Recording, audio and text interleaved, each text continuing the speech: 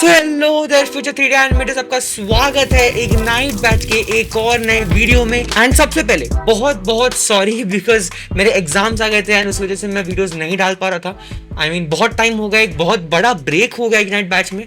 लेकिन मेरे हिसाब से उस ब्रेक में आप लोगों ने कुछ ना कुछ ट्यूटोरियल्स देख के कुछ ना कुछ मजेदार किया ही रहेगा। सो होपफुली आप लोगों ने वो किया रहेगा, सिर्फ मेरे ट्यूटोरियल्स पे डिपेंड ना करते हुए। मेरे इस चैनल पे बहुत सारे और ट्यूटोरियल्स हैं, सो वो भी शायद देखिए कुछ मस्त बनाया रहेगा। बट आते हैं इग्नाइट बैच पे वापस। चलिए बिना किसी देरी के शुरू करते हैं। लेकिन उससे पहले पिछले क्लास का जितने भी होमवर्क्स थे, ऑफ कोर्स मैंने बहुत ज़्यादा टाइम दिया है, तो ऑफ कोर्स आप में से जितने लोगों ने भी इग्नाइट बैच कंप्लीट कर रखी है उनका अच्छे से बैकलॉग क्लियर हो गया रहेगा और मस्त भी उन्होंने सब कुछ देख लिया रहेगा। सो बिना किसी तरीके चलिए शुरू करते हैं। उससे पहले ये रहे उन लोगों के नाम जिन्होंने पिछले क्लास का होमवर्क सबमिट किया था। तो भाई नाम पढ़ने के बाद आइए चलिए शुरू करते हैं। आज भाई इतना सब कुछ है पढ़ने को, मतलब ऑफ कोर्स इग्नाइट बैच में हम लोग इतना बड़ा ब्रेक ले चुके हैं। सो अभी आप लोग एकदम फ्रेश माइंड से आए रहोगे एंड होपफुली यार मतलब सब कुछ भूल ना गए हो कि यार मुझे तो याद ही नहीं, यार ब्लेंडर क्या था, मुझे तो क्यूब क्या होता है वो ही नहीं पता। ऐसा मत कर देना भाई, ठीक है। अगर याद नहीं है तो पिछले वाले जाके देख लेना वापस एक बार, ताकि अच्छे से फ्रेश हो जाए माइंड में। अगर याद है तो चलिए शुरू करते हैं। सो ये रहा हम लोग का सुनहरा ब्लेंडर एंड सिंपली इसको क्लिक करके सबको सिलेक्ट करके मैं डिलीट कर दूंगा एंड लेट्स स्टार्ट। आज हम लोग सीखने वाले हैं नोड्स के बारे में। यानी अब आपका जो एकदम बिगिनर बेसिक लेवल रहता है ना, वो कंप्लीट हो चुका है। जिस टाइम पे नोड शुरू होता है इसका मतलब आप लोग का बिगिनर लेवल का जो ब्लेंडर था वो कंप्लीट हो चुका है। अब आप लोग उसके ऊपर लेवल पे आ चुके हो, जो कि है the OG node, the OG nodes. Now इस पर्टिकुलर पूरे वीडियो को अच्छे से देखना। क्यों पता है? क्योंकि नोड्स एक ऐसी चीज है ना जो आप लोग को सिर्फ ब्लेंडर में नहीं हर जगह काम आएगी। माया में तो इतना नहीं, लेकिन बहुत सारे ऐसे सॉफ्टवेयर रहते हैं जो बिना नोड सिस्टम के चलते ही नहीं है। मतलब बिना नोड सिस्टम के आप कुछ कर ही नहीं सकते उसमें। फॉर एग्जांपल हुडीनी हो गया। हुडीनी में आपको अगर सिंपल एक कहते हैं ना ऑब्जेक्ट भी ऐड करना है ना, तो अपने ब्लेंडर में तो सिंपल है शिफ्ट ए करके ऐड कर दो। बट हुडीनी में आपको उसके लिए एक नोड डालना पड़ता है, फिर नोड को एडिट करना पड़ता है, ऐसे कर करके काम होता है। और न्यूक एक सॉफ्टवेयर है बहुत बढ़िया वाला, जिसमें आप लोग को सब कुछ नोड के मदद से ही करना पड़ता है, बिना नोड के कुछ नहीं होता। तो node system is a very important thing and मैं आज इस वीडियो के माध्यम से ये ट्राई करूंगा कि आप लोग का एक बेस बन जाए नोड सिस्टम का, है ना। कि आप लोगों को पता है कि नोड सिस्टम क्या होता है, कैसे कनेक्ट करना है, अगर दो चीजों को कनेक्ट करेंगे तो क्या आउटपुट आएगा, कैसे आएगा, इतना सिंपल। क्योंकि देखो जो हुडीनी में जो नोड्स हैं वो अलग हैं, ब्लेंडर में जो नोड्स हैं अलग हैं, लेकिन जो तरीका है नोड सिस्टम का कैसे वर्क करता है, किसको किधर कनेक्ट करेंगे तो क्या दिखाएगा, ये सब जो माइंडसेट रहता है ये आज मैं आप लोग का बिल्ड करूंगा। चलिए शुरू करते हैं बिना किसी देरी के। आज बहुत कुछ है पढ़ने को, मैंने सिंपल डिलीट कर दिया और सिंपली मैं शिफ्ट ए प्रेस करके मैश में जाके एक स्फीयर ऐड कर दूंगा। ये रहा हम लोगों का प्रिय स्फीयर। शेड स्मूथ कर दूंगा इसको। शेड स्मूथ कैसे किया मैंने? राइट क्लिक करके शेड स्मूथ, ठीक है। चलो अब आते हैं नोड्स पे। ना नोड्स का एक तरीका ये रहता है कि इसको सिंपली पुल करो और ये टाइमलाइन है ना, इस टाइमलाइन को चेंज कर दो to your dear shader editor. ये रहा आप लोग का शेडर एडिटर और इसमें आप लोग को मिल जाएंगे बहुत सारे नोड्स। हालांकि अभी एक भी नहीं है क्योंकि मैंने कुछ ऐड ही नहीं किया इसमें मटेरियल। लेकिन इसका एक और तरीका रहता है बहुत ही आसान सा, कि आप लोग सिंपली यहाँ पे layout, modelling, sculpting, UV editing, texture painting and shading, simply shading पे क्लिक कर दो, ऑटोमेटिकली आपको कुछ ऐसा सेटअप आ जाएगा। यानी आपका जो स्फीयर है वो मटेरियल प्रीव्यू में आ जाएगा और नीचे एक वो आप लोग को, और नीचे आप लोग एक सेक्शन दे देगा फॉर नोड्स, ठीक है। चलिए सो नोड्स क्या होते हैं, कैसे होते हैं, सबसे पहले मैं आप लोग को आज जो शेडिंग के नोड्स रहते हैं ना उनको सिखाने वाला हूँ। बहुत सिंपल प्रिंसिपल, BSDF हो गया, कलर रैम करके एक नोड आता है जो कि बहुत इंपॉर्टेंट, मेरे हिसाब से वो सबसे ज्यादा इंपॉर्टेंट चीज है नोड्स में, ठीक है। वो सिखाऊंगा और ऐसे कर करके सिखाऊंगा। आते हैं कि अब ये रहा मेरा स्फीयर। अगर मुझे इसमें कलर्स ऐड करने हैं, मटेरियल्स ऐड करने हैं, तो मैं कैसे करता हूँ? मैं सिंपली मटेरियल पे जाता हूँ एंड यहाँ पे मैं एक नया मटेरियल ऐड करता हूँ, करेक्ट। बट यहाँ पे अब मैं जब ऐड करूंगा तो यहाँ पे देखना क्या होता है। सो मैं यहाँ पे न्यू मटेरियल ऐड करता हूँ, देयर। ये क्या होगा? यहाँ पे मटेरियल तो आ गया, लेकिन यहाँ पे कुछ दो चीजें आ चुकी हैं, इन्हें ही कहते हैं नोड्स, ठीक है। सबसे पहले देखो मटेरियल्स क्या होते हैं ये हमने सीखा है, base colour, metallic, roughness, IR, ये सब सीखा है। तो मैं इसको बंद करता हूँ एंड मैं बताता हूँ यहाँ पे अब मैं इसको न्यू प्रेस करूंगा तो ये वापस वैसे ही आ जाएगा, ठीक है। ये क्या है? बेसिकली नोड्स ये रहते हैं ना कि इस पूरे सेक्शन का एक नोड मतलब आप एक ऐसा बॉक्स कह सकते हो, एक ऐसा एरिया जहां पे आप ये सारे वैल्यूज कंट्रोल कर सकते हो जो कि इस पर्टिकुलर चीज से कनेक्टेड है। ठीक है। नाउ ये क्या होता है, ये है मटेरियल आउटपुट। मटेरियल आउटपुट मतलब क्या होता है कि आप लोग जो भी इससे कनेक्ट करोगे वो आप लोग के इसमें दिखाएगा, आप लोग के ऑब्जेक्ट में दिखाएगा। जो इससे कनेक्ट नहीं है वो उसमें नहीं दिखाएगा। बहुत सिंपल, ठीक है। अगर मैं इसको सिंपली से डिस्कनेक्ट कर दूं तो ये देखो मुझे कुछ भी नहीं दिखाएगा। हालांकि स्फीयर सेलेक्ट करोगे तो आउटलाइन दिखाएगा, बट उसके अलावा मुझे कुछ भी नहीं दिखाएगा, क्योंकि कुछ है ही नहीं ना, मटेरियल आउटपुट में कुछ कनेक्ट है ही नहीं। अगर मैं लेआउट में जाऊं तो मुझे ऑफकोर्स स्फीयर दिखाएगा, because this is not material, this is an object. But shading में because there is no shading, there is no texture, इसलिए मुझे सिंपल कुछ भी नहीं दिखा रहा है, ठीक है। इसलिए मैं BSDF को सरफेस से कनेक्ट कर दूंगा। ये मैंने क्या किया, तो दो नोड्स जो रहते हैं वो कनेक्ट होते हैं आपस में। तो इसको ऐसे समझो ना कि आप लोग का घर का एक वायरिंग सिस्टम रहता है, बहुत सिंपल, ठीक है। जिसमें आप लोग का एक सॉकेट रहता है, ठीक है, एक आप लोग का मेन स्विच रहता है, और फिर ये दोनों चीज एक वायर से कनेक्ट होते हैं। और अगर इसमें से अगर आप लोग वायर काट दोगे तो ना ही ये ढंग से चलेगा ना ही ये ढंग से चलेगा। इसे ही कहते हैं नोड सिस्टम। सिंपल क्या समझ लो कि भाई नोड सिस्टम मतलब वायरिंग होती है, कि लाइक आप लोग के पास बहुत सारी चीजें हैं, आप उसको कनेक्ट करते हो और फिर आप लोग को एक आउटपुट मिलता है, ठीक है, उस कनेक्शन के बेसिस पे। तो मैं BSDF को सिंपली सरफेस से कनेक्ट कर दूंगा एंड ये रहा आप लोग का आउटपुट, ठीक है। मैं सब कुछ यहीं पे करूंगा, मैं यहाँ पे हाथ भी नहीं लगाऊंगा। मैं करूंगा बेस कलर को change to maybe green, ये रहा आप लोग का ग्रीन, और यहाँ पे ऑटोमेटिक ग्रीन आ गया। अगर आप लोग को चेंज करना है टू मे बी रेड, तो ये रहा आप लोग का रेड, और रफनेस कम, तो ये रहा रफनेस कम, ठीक है। बहुत सुंदर आ गया। सो बेसिकली आप लोग इतना ही समझो ना कि यार ये है क्या, ये और कुछ नहीं है, ये बहुत सिंपल सिर्फ एक ऐसी चीज है जो कनेक्शंस बनाती है दो चीजों के बीच में, या दो से मल्टीपल, दो तो बहुत कम बोल दिया मैंने, दो से मल्टीपल चीजों के बीच में, ठीक है। चलो ना, प्रिंसिपल BSDF क्या होता है ना। प्रिंसिपल BSDF एक ऐसा नोड है जो आप लोग का कुछ नहीं, बस ये जो मटेरियल वाला सेक्शन है ना, इसी को एक नोड में बदल दिया है, और कुछ नहीं, सब कुछ सेम है। सब सरफेस, ये देखो, सब सरफेस, सब surface, specular specular, transmission transmission, यानी जो पूरे सेटिंग्स आप लोग को यहाँ पे मिलते हैं इनको एक नोड में कन्वर्ट कर दिया, उसका नाम दे दिया है प्रिंसिपल BSDF। बहुत सिंपल, मटेरियल आउटपुट ने आप लोग को बता दिया। आगे आते हैं, प्रिंसिपल BSDF और इसके बीच में कनेक्शन बनाया है जो कि BSDF टू सरफेस है। ऑफकोर्स हमें सरफेस पे कलर चाहिए ना, वॉल्यूम अलग चीज होती है, बाद में बताऊंगा, लेकिन सरफेस पे कलर चाहिए, सिर्फ सरफेस पे कनेक्ट है। अगर मुझे इसको डिस्कनेक्ट करना है, मुझे इसको काटना है, तो सिंपली मैं इसको यहां से ऐसे डिस्कनेक्ट कर सकता हूँ। बट ये होती है नूब वाली हरकतें, प्योर नूब अगर कोई रहेगा ब्लेंडर में वो ऐसा काम करेगा। इसके जगह एक बहुत स्मार्ट मूव रहता है, आपको सिंपल कंट्रोल प्रेस करना है, कंट्रोल ऑन योर कीबोर्ड दबा के रखना, ठीक है, और राइट क्लिक से ऐसे काट दो, राइट क्लिक से, लेफ्ट क्लिक नहीं, राइट क्लिक से काट देना, ठीक है। फिर से कंट्रोल दबा के राइट क्लिक से कट, ठीक है। ये होता है आप लोग का कटिंग टूल, इसको आप लोग जो भी नोट्स है इसको काटने के लिए यूज कर सकते हो। नोट्स को इसमें ऐड कैसे करेंगे, बहुत सिंपल, शिफ्ट ए, यहाँ पे भी शिफ्ट ए था, ठीक है, यहाँ पे भी शिफ्ट ए ही है। सिंपल आप लोग जो कर्सर है वो आप लोग का नोट सिस्टम पे रख दो एंड शिफ्ट ए प्रेस करके यहाँ पे आप लोग बहुत सारे आप लोग को नोट्स मिल जाएंगे। There are over 50 notes present in Blender currently, ठीक है। सो अगर सब पे वीडियो चाहिए तो ऑफकोर्स पॉसिबल नहीं है, लेकिन एक वीडियो में सब कवर कर सकते हैं, ये पॉसिबल है। सो ये चीज अगर आप लोग को चाहिए तो मुझे कमेंट सेक्शन में जरूर बताना कि यार जितने भी नोट्स हैं वो सब सिखा दो। हालांकि एकदम डीप में नहीं सिखाऊंगा हर चीज, लेकिन इतना सिखा दूंगा कि कौन सा नोड कहाँ पे कनेक्ट करना है, उसका क्या आउटपुट आएगा, ये आप लोग को समझ में आ जाएगा, ठीक है। सो अगर आप लोग को चाहिए तो 50 के 50 उन पे मैं एक एक्सप्लेनेशन वीडियो बना दूंगा, तो कमेंट्स बता देना। इग्नाइट बैच के अलावा वो वीडियो रहेगा, ठीक है। चलो आगे बढ़ते हैं। सो ये रहे बहुत सारे क्रेजी लेवल के नोड्स, यहाँ पे आप लोग सर्च कर सकते हो और यहाँ पे सारे नोड्स हैं। Now the node which I am talking of, सबसे पहले जो आप लोग सीखोगे वो मेरे लिए जो अच्छा रहेगा, सबसे पहले आप लोग सीखो वो है आप लोग का बहुत प्यारा कलर रैंप नोड। कोई भी अगर आप लोग के आप मतलब पहचान में कोई भी अगर आप लोग का ब्लेंडर आर्टिस्ट है, ठीक है, उसको जाके पूछना है कि सबसे इंपॉर्टेंट नोड कौन सा लगता है आपको नोड सिस्टम में। अगर वो कलर रैंप बोल दिया, इसका मतलब वो एक प्रो है, वो सच्ची में एक दिमाग वाले आर्टिस्ट है, ठीक है।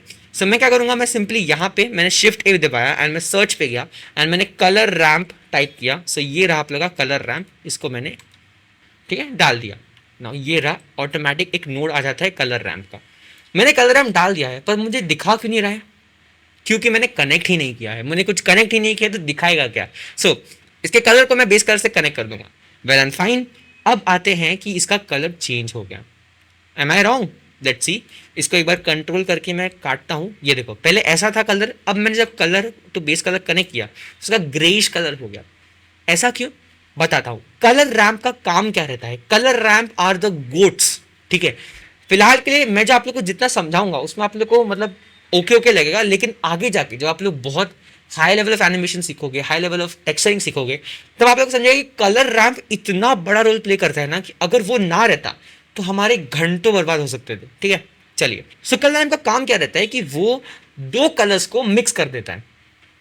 Not only two colours but two different roughness, two different textures, या कोई भी ऐसे दो चीजों को वो कनेक्ट कर देता है। ठीक है, नाउ फॉर एग्जाम्पल मेरे पास एक सिंपल सा ये कलर रैम्प नोड है, मैंने कलर टू कलर कनेक्ट किया है। उसके नीचे आप लोग आ जाओगे तो ये एक लाइन दिखती रहेगी आप लोगों को ग्रेडियंट टाइप की। ठीक है, ग्रेडियंट अगर आपको नहीं पता तो ये होते हैं ग्रेडियंट। ठीक है, नाइस। सो ग्रेडियंट टाइप की एक लाइन दिखती रहेगी जिसमें सबसे पहला कनेक्टर ब्लैक है और लास्ट का कनेक्टर व्हाइट है। ठीक है, और उसके नीचे 0 लिखा हुआ है, यहाँ पे पोजीशन लिखा हुआ है, यहाँ पे ब्लैक कलर है, और यहाँ पे फैक्टर पे 0.5 एग्जैक्ट बीच का है। एक मैजिक दिखाता हूं, जब मैं फैक्टर को कम करूंगा तो ये स्फीयर ब्लैक हो जाएगा। अगर मैं इस फैक्टर को धीरे धीरे करके बढ़ाता हूं तो ये प्योर वाइट। ठीक है, समझ गए फैक्टर क्या होता है? मतलब इतना ही दिखाने पे आप लोग को समझ जाना चाहिए था फैक्टर क्या होता है। कौन से चीज का कंपैरेटिवली ज्यादा आप लोग को चाहिए ये फैक्टर डिसाइड करता है। अगर मुझे ब्लैक ज्यादा चाहिए तो मैं फैक्टर को कम कर दूंगा टुवर्ड्स द ब्लैक, अगर मुझे व्हाइट ज्यादा चाहिए तो फैक्टर को मैं बढ़ा दूंगा टुवर्ड्स व्हाइट। ये तो हो गया फैक्टर की बात। ठीक है, ये रहे आप लोग के दो मार्कर्स, ये ब्लैक मार्कर, ये व्हाइट मार्कर। ना मैं क्या करूंगा, मैं इनमें से कोई भी एक मार्कर सेलेक्ट करूंगा, मे बी ब्लैक वाले को ही सिलेक्ट करता हूँ, एंड मैं इसको व्हाइट में ब्लू कलर दे दूंगा। नाइस। ठीक है, अब ये देखो यहाँ पे ब्लू कलर आ गया, ब्लू टू व्हाइट का ग्रेडियंट बन गया। ठीक है, मैं व्हाइट को मे बी दूसरा कोई कलर दे दूंगा। सिंपली इस मार्कर को सिलेक्ट करो एंड व्हाइट पे जाके यहाँ पे आप लोग मे बी कौन सा ग्रीन कलर दे दो, चलो। ठीक है, सो ब्लू टू ग्रीन का ग्रेडियंट बन गया। ठीक है, लेकिन हमारा जो फैक्टर है वो 0.5 पे है, इसका मतलब इन दोनों के बीच का ये रहा एग्जैक्ट बीच का जो कलर है वो आप लोग को इस पर्टिकुलर स्फीयर पे दिखाएगा। ठीक है, अगर मैं फैक्टर को कम करता हूं तो ब्लूइश ज़्यादा हो जाएगा, अगर फैक्टर को बढ़ाता हूं तो ग्रीन ज़्यादा हो जाएगा। बहुत सिंपल। और एक चीज़ आती है इसमें कि यार ये 101 क्या है? सिंपल भाई, देखो मैं अब मेरे पास जो मार्कर सिलेक्टेड है वो 1 मार्कर है, अगर मुझे ये वाला मार्कर सिलेक्ट करना है तो मैं इसको 0 कर दूंगा। अगर मैं आगे जाके और मार्कर्स ऐड करता हूँ, ठीक है, तो फिर उसके बाद उसमें और मार्कर्स ऐड होंगे और फिर 1 2 3 जो भी वैल्यूज वो आ जाएंगे। उसके बाद में आता है पोजिशन। नाउ एक बहुत सिंपल चीज़ बताता हूँ कि अब फैक्टर मैंने 0.5 पे रखा है, लेकिन मैं क्या करूँगा, मैं बिना फैक्टर को हाथ लगाए मैं मार्कर को ही एक्सटेंड कर दूंगा। मार्कर को ही मैं इस साइड ला दिया, तो अब जो फैक्टर है वो फैक्टर ब्लू के यहाँ पे आ रहा है, इसलिए हम लोग को ब्लू कलर दिख रहा है। अगर मैं फैक्टर बढ़ाता हूँ तब जाके मुझे यहाँ पे ग्रीन दिखेगा। ठीक है, सो ये रहा जो पोजीशन है मार्कर का उसके बारे में।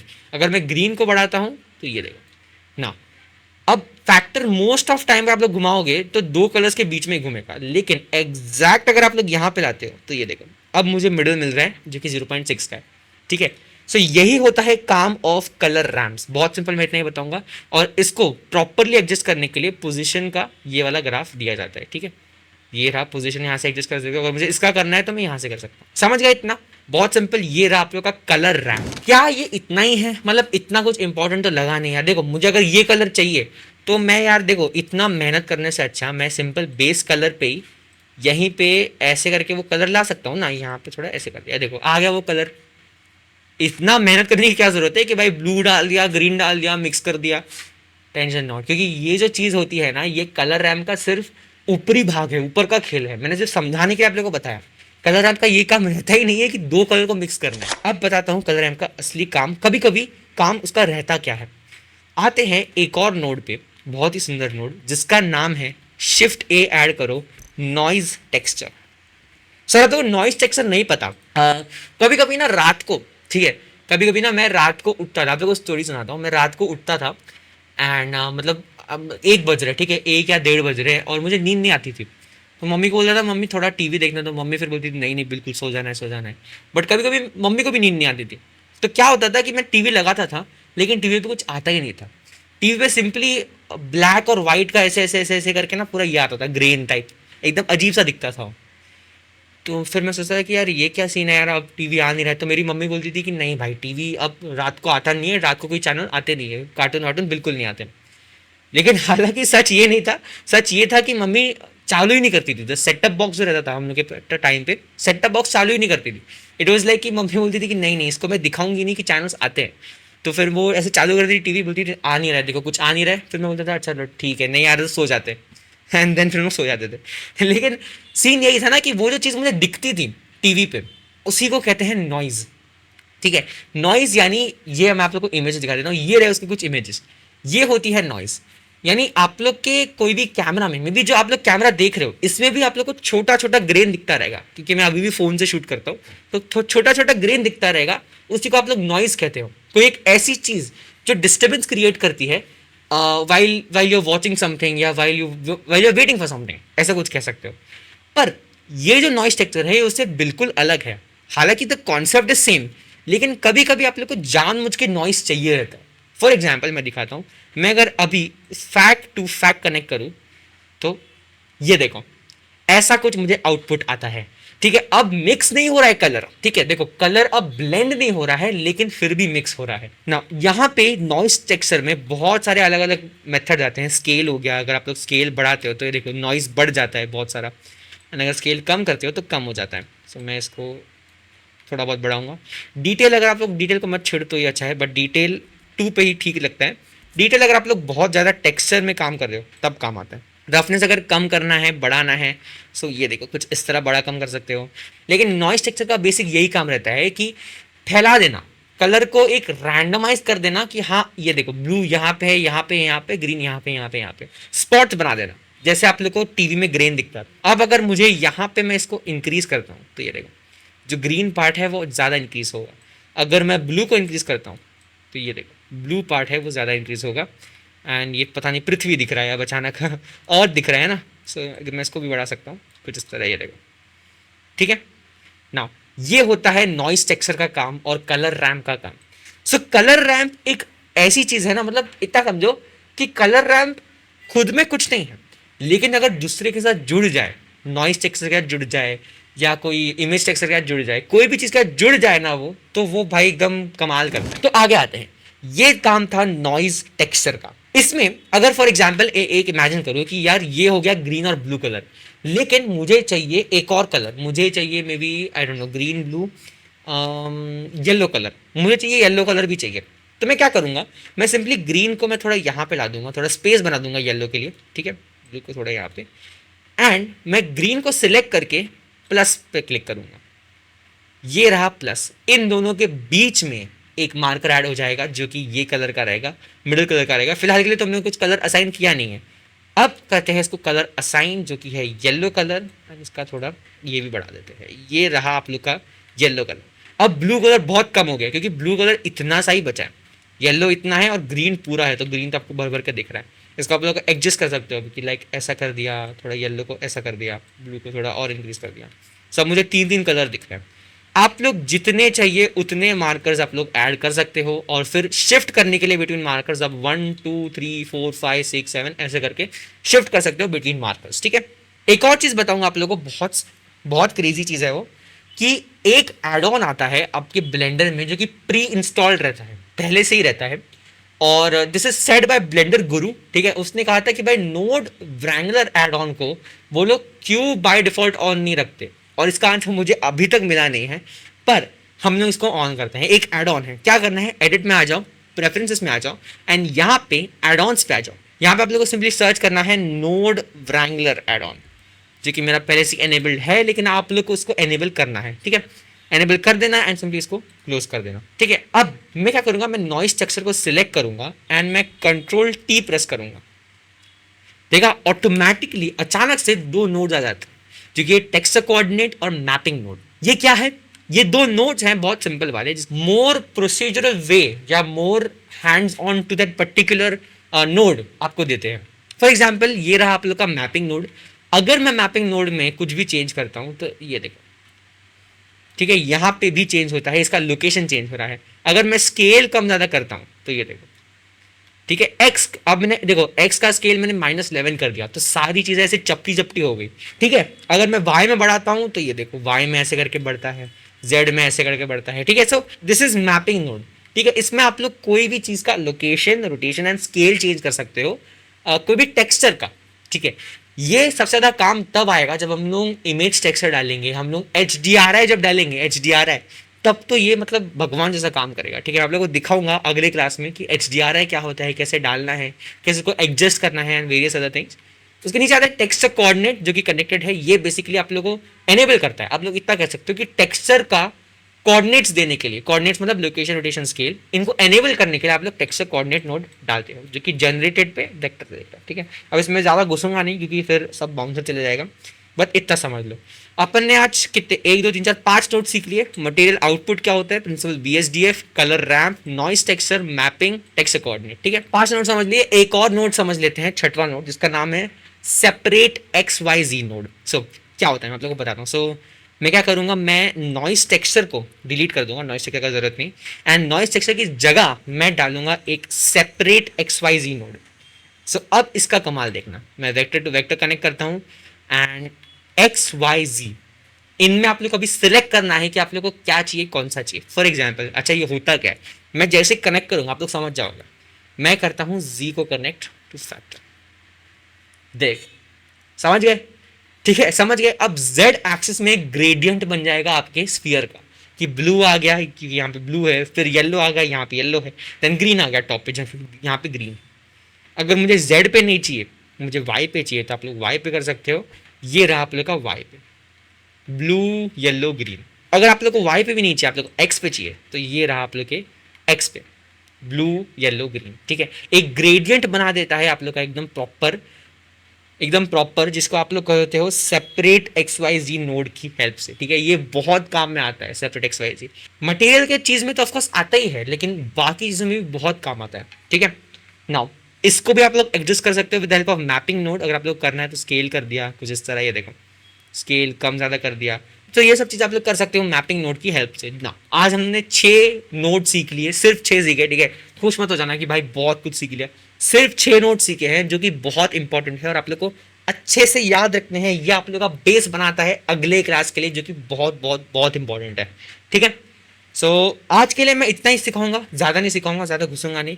आपका होमवर्क यही है कि मुझे कम से कम तीन स्फीयर मुझे ऐसे अलग अलग कलर के इस ग्रेडियंट टाइप में एक बना दिया, एक नॉइस टेक्सचर की हेल्प से बना दिया।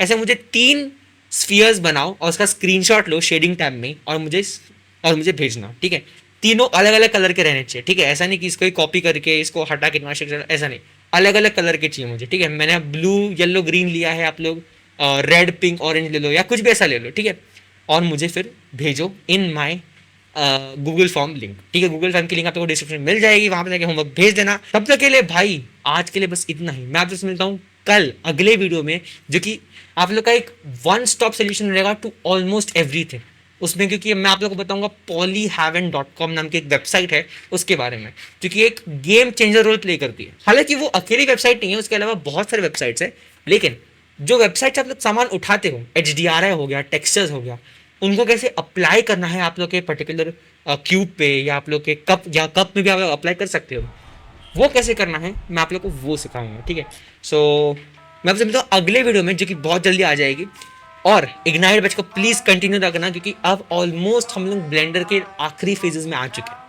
आई थिंक हाँ, आखिरी फेजेस में आ ही चुके हैं, हार्डली 2 वीडियो शायद बाकी है, कल की परसों की। हाँ, दैट्स इट। लास्ट वीडियो में आप समझा, अगले वीडियो में भाई इग्नाइट बैच को फॉलो करते रहना और बिल्कुल छोड़ना मत। मेरे एग्जाम्स आ गए थे इसलिए मैं थोड़ा वीडियो नहीं डाल पाया, उसके लिए बहुत बहुत सॉरी, लेकिन आप लोग सीखते रहना। ठीक है, मेरे चैनल से मेरे ट्यूटोरियल्स हैं, कोई दूसरे के चैनल से अच्छे ट्यूटोरियल्स हैं, बहुत सारे अच्छे ट्यूटोरियल्स हैं, सब जगह से सीखते रहो बस। ठीक है, सो दैट्स वीडियो में आपसे मिलता हूँ अगली वीडियो में। Keep doing 3D, bye bye.